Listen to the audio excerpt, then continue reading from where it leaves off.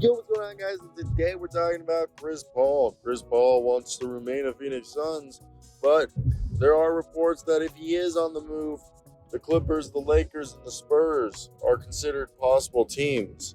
All right, the Lakers and Clippers, both teams need point guards.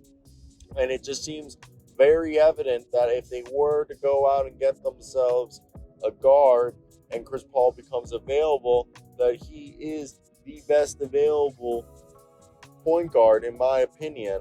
And I think it's definitely interesting to think about the fact that this is a team that I really do believe that a guy like Chris Paul would help the Lakers and Clippers. But I think he would definitely be intrigued by the potential of playing with Victor Wembanyama, and knowing that that team doesn't have a point guard, he would get minutes as much as he wanted. He'd get the most touches as he'd want compared to the Lakers and Clippers. So this information is coming from Kevin O'Connor, the Ringer.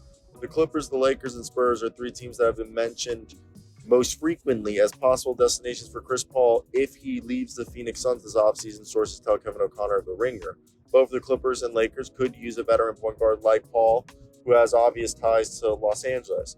Though the Spurs have a considerable amount of cap space and could see the benefit of having a Hall of Fame point guard help mentor and set up Victor Wembanyama. And it's not even mentor Vic, it's mentor and Keldon Johnson, Devin Vassell. Devin Vassell's freaking going to be most improved player of the year candidate to watch, okay?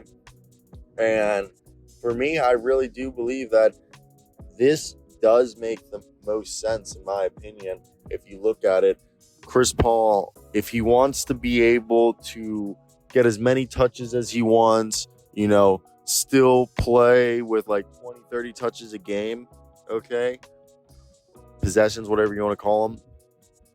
He'd probably go to the Spurs if he cares. And, not as much about winning. But if he's trying to win, it's probably one of the LA teams, you would say, because it just right there, that's definitely what they would want to do.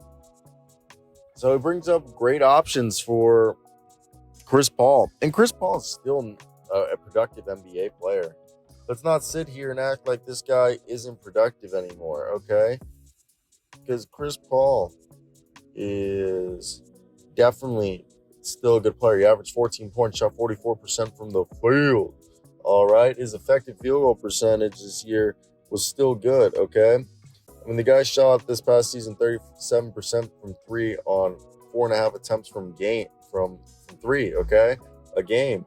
And that his PER was still 17.7. Yeah, it was a little down in years past, but his true shooting was 55%. That's league average, okay? His 3-point, attempt rate was at 39%. So he's still productive. I mean, for me, he still has a positive win share. I mean, it's not as high as it used to be, but still a good player in my opinion. Let me hear your thoughts down below, guys. That's the video.